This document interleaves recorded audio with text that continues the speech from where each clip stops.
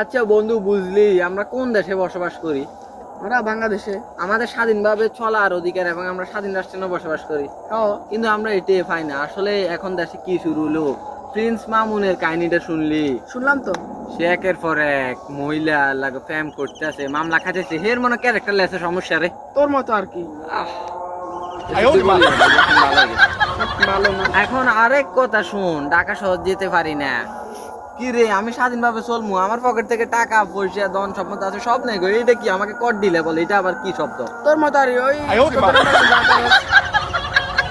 মুখটা একটু সামলাই বল, আমি অন্যকে নিয়ে কথা বলছি, তুই আমাকে নিয়ে কথাটা বলিস না। তুই যা করস তুই তো সব বলতেছস। আচ্ছা, দেশে হলুদ সাংবাদিক বাড়ি গেছে, দেশের আনা কোনায় এখন বলে সব গ্যাংস্টার, গ্যাং, ছোট ছোট পোলাপানি গ্যাং ফ্যাম করে, তাদেরকে দেখে আমার এখন জ্বলে। এইসব কি দেশ আমি বুঝি না। কেন চলবো? তুই তো রুম করস, তুই তো গ্যাংস্টার। সব আমার লগে তুলনা করে, আমি তো কিছু বুঝলাম না। তুই কি আমার বন্ধু না আমি দুশ্মন রে?